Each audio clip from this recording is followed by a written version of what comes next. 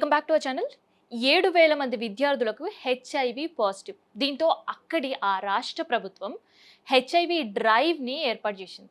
స్కూల్స్లో, కాలేజ్లో, యూనివర్సిటీస్లో ఒక డ్రైవ్ ఏర్పాటు చేయాలని అధికారులకు సూచనలు అండ్ మస్ట్ అండ్ షుడ్గా పాటించాల్సిందే అంటూ ఆదేశాలు కూడా జారీ చేసింది. ఇంతకీ ఎక్కడ ఆ రాష్ట్రం, ఎవరు ఆ విద్యార్థులు, ఎందుకు ఇంతమందికి ఆ రాష్ట్రంలో హెచ్ఐవి పాజిటివ్ కేసెస్ పెరుగుతున్నాయి అండ్ ఎయిడ్స్ బారిన పడుతున్న వారి సంఖ్య కూడా ఎందుకు ఆ రాష్ట్రంలో ఎక్కువ అనేదే మాట్లాడదాం.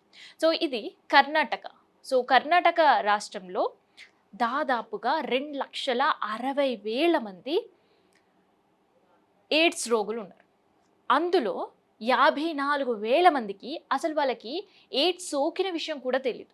అసలు ఇన్ఫెక్షన్ బారిన తాము ఎలా పడ్డం అనేది తెలియదు. కానీ ఎయిడ్స్తో బాధపడుతున్న వాళ్ళు, ఇంకొంతమంది ప్రాణాలు కోల్పోయే వాళ్ళు కూడా. కొన్ని రాష్ట్రాల్లో క్యాన్సర్ కేసులు ఎక్కువ, ఇంకొన్ని రాష్ట్రాల్లో హార్ట్ రిలేటెడ్ కార్డియక్ ఇష్యూస్ ఎక్కువ, ఇంకొన్ని రాష్ట్రాల్లో వాటర్ ఇంపాక్ట్తో వచ్చే ప్రాబ్లమ్స్ ఎక్కువ. కానీ కర్ణాటకలో మాత్రం ఎయిడ్స్ కేసులు విపరీతంగా పెరుగుతున్నాయట. హెచ్ఐవి పాజిటివ్ వస్తున్న వారి సంఖ్యలో ఎక్కువ మంది 18 ఏళ్ల నుంచి 35 లోపు వాళ్ళే ఎక్కువ ఉన్నారంట. అందులో స్టూడెంట్స్ ఇంకా ఎక్కువట. ఇదంతా కూడా జాతీయ ఎయిడ్స్ నివారణ సంస్థ ఒక రిపోర్ట్ వెల్లడించింది అండ్ ప్రత్యేకంగా ఆ రాష్ట్రానికి హెచ్చరికలు కూడా జారీ చేసింది. మీ దగ్గర ఉండే యూత్ కాస్త భద్రం, ఎందుకంటే చాలామంది హెచ్ఐవి బారిన పడుతున్నారు అండ్ ఎయిడ్స్ కేసులు మీ రాష్ట్రంలో విపరీతంగా పెరుగుతున్నాయని. సో అలా జాతీయ ఎయిడ్స్ నివారణ సంస్థ ఒక హెచ్చరిక కర్ణాటకకి ఇచ్చిన తర్వాత అక్కడ ప్రభుత్వం అలర్ట్ అయింది. నిజంగా ఈ విషయం వాస్తవమేనా, అయితే ఒక్కసారి టెస్ట్ చేసి చూద్దాము అని ఒక టెస్ట్లు అనేవి కండక్ట్ చేసింది. ఒక టెస్ట్ డ్రైవ్ అనేది కండక్ట్ చేసింది పైలట్ ప్రాజెక్ట్ కింద. సో ఆ పైలట్ ప్రాజెక్ట్ కింద కండక్ట్ చేసిన టెస్ట్ రిపోర్ట్స్ వచ్చిన తర్వాత అక్కడి ప్రభుత్వమే షాక్ అయింది. అక్కడ విద్యా సంస్థల అధినేతలు షాక్ అయిన పరిస్థితి. ఏంటి తెలుసా రిజల్ట్స్? ముఖ్యంగా కాలేజెస్లో చదువుతున్న ఇంటర్ విద్యార్థులు అండ్ స్కూల్లో ఉండే స్కూల్ విద్యార్థుల్లో అండ్ దాంతోపాటు యూనివర్సిటీస్లో అండ్ ఇంజనీరింగ్ కాలేజెస్లో చదువుతున్న వాళ్ళలో ఎయిడ్స్ కేసెస్ ఎక్కువ ఉన్నాయి. దాదాపు 7,000 పాజిటివ్ కేసెస్ వచ్చాయి. 7,000 పాజిటివ్ కేసెస్ వచ్చాయి. దీంతో ప్రభుత్వం అలర్ట్ అయింది. అక్కడ ఒక జీవో జారీ చేసింది, ఆదేశాలు ఇచ్చింది అధికారులకి. ఏమని? విద్యార్థుల్లో హెచ్ఐవి పట్ల అవగాహన కల్పించండి. ఆల్రెడీ సోకిన వాళ్ళు ఉంటే కనుక వాళ్ళు ఎలా సర్వైవ్ అవ్వాలి అనేది చెప్పండి. అండ్ దాంతోపాటు దీనికి సంబంధించిన అసలు లక్షణాలు ఏంటో కూడా తెలియని పరిస్థితిలో పిల్లలు ఉన్నారు. సో అందుకనే వాటి లక్షణాలు ఏంటి, ఎలా గుర్తించాలి అనేది కూడా వాళ్ళకి అవగాహన కల్పించండి. అండ్ హెచ్ఐవి సోకకుండా ఉండాలి, ఎలా ఉండాలి, ఎలాంటి జాగ్రత్తలు తీసుకోవాలి అనే ఇన్ఫర్మేషన్ కూడా వాళ్ళకి అందించండి అంటూ అధికారులకి ఆదేశాలు జారీ చేసింది. కేంద్రం నుంచి వచ్చిన హెచ్చరికలు, రాష్ట్రంలో ఆదేశాలు. ఇంకేముంది, అక్కడ ఒక స్పెషల్ డ్రైవ్ నిర్వహిస్తున్నారు. సో అక్కడ ఉండే స్టూడెంట్స్కి క్లాసులు మాత్రమే కాదు, హెచ్ఐవి పట్ల ఎట్లా అప్రమత్తంగా ఉండాలని చెప్తున్నారు, ఎయిడ్స్ సోకినట్లు ఎట్లా గుర్తించాలి అని చెప్తున్నారు, అండ్ ప్రాథమిక చికిత్స కోసం ఏం చెయ్యాలి అని చెప్తున్నారు. దాంతోపాటు వాటి లక్షణాలు ఎలా ఉంటాయి, ఎప్పుడు ప్రమాదకరంగా మారుతుంది, ఒకరి నుంచి ఒకరికి ఎలా ట్రాన్స్మిట్ అయ్యే అవకాశం ఉంటుంది, అండ్ దాంతోపాటు ఒక్కసారి హెచ్ఐవి పాజిటివ్ అన్నా లేదంటే ఎయిడ్స్ కింద కన్వర్ట్ అయింది అన్నా వాళ్ళు ఒక ఆందోళన ఉంటుంది అండ్ మెంటల్ స్టెబిలిటీ కోల్పోతారు. ఇంకొంతమంది సొసైటీ పైన విసుగు కావచ్చు, లేదంటే ఇంకొంతమంది తనకు వచ్చినది మిగతా వాళ్ళకు కూడా అంటించాలి అనే ఇంటెన్షన్స్ కూడా ఉంటాయి. సో అలా వాటి అన్నిటి నుంచి దూరంగా ఉండాలి అంటే వాళ్ళు మెంటల్ స్టెబిలిటీ ఎలా ఉండాలి. సో ఇన్ కేస్ అలాంటి ఆలోచనతో ఉంటే ఇంకా కర్ణాటక రాష్ట్రంలో ఎక్కువ హెచ్ఐవి కేసెస్ ఉంటాయి. ఆ తర్వాత ఆ హెచ్ఐవి సోకినట్లు తెలియకుండా ఉంటే అది ఎయిడ్స్ కింద కన్వర్ట్ అవ్వడం, తర్వాత ప్రాణాలే పోవడం. సో ఇట్లాంటివన్నీ కూడా జరుగుతుంటాయి. సో వీటన్నిటికీ ఒక చెక్ పాయింట్ పెట్టాలి అంటే ప్రారంభించింది. కానీ అంత త్వరగా చెక్ పాయింట్ పెట్టే అవకాశం లేదు. అట్లీస్ట్ ఇలాంటి అవగాహన కార్యక్రమాలు ముందుగానే ప్రభుత్వం స్టార్ట్ చేసి ఉంటాయి. ఎందుకంటే ఎయిడ్స్, జాతీయ ఎయిడ్స్ ఈ సొసైటీ ఏదైతే ఉందో అది ఒకేసారి అలర్ట్స్ అనేది ఇయ్యదు.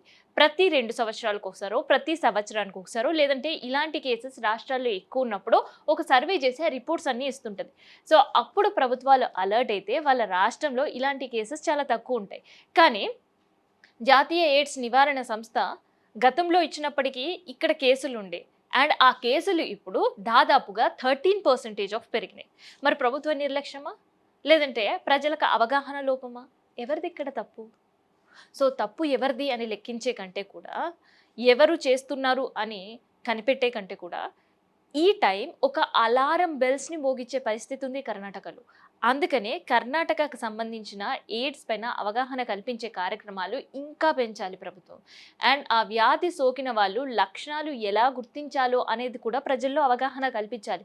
ఎందుకంటే 2,60,000కు పైగా అక్కడ బాధితులు ఉంటే, అందులో 54,000 మందికి అసలు వాళ్ళకి ఎలా సోకిందో తెలీదంట. అసలు ఈ లక్షణాలు బయటపడి టెస్ట్ ద్వారా బయటపడితే తప్ప అసలు మేము దానికి ప్రోన్ ఉన్నామా అనే సంగతి కూడా వాళ్ళకి తెలీదంట. సో వాళ్ళు చెప్పే ఆన్సర్స్ విని అక్కడ అధికారులే షాక్ అయిన పరిస్థితి. సో మరి ఇప్పుడు ఏం చేయాలి ప్రభుత్వం అంటే అవగాహన పెంచాలి.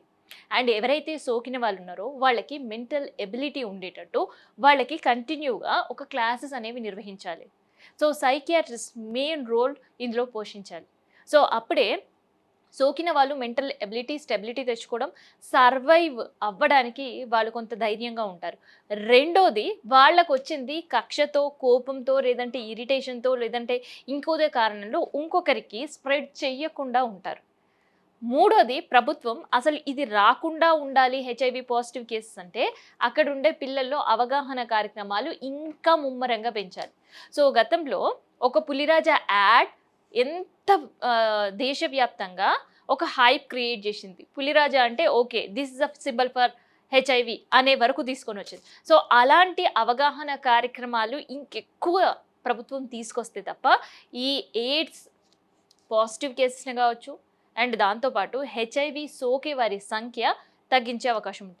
లేదు ప్రభుత్వం ఆదేశాలు ఇచ్చి పైలట్ ప్రాజెక్ట్ కింద ఒక డ్రైవ్ నిర్వహించి అది కేవలం 2-3 నెలల ముచ్చటగానే వదిలిపెడితే మాత్రం ఈ కేసెస్ సంఖ్య ఇంకా రెట్టింపు అయ్యే అవకాశం ఉంటుంది.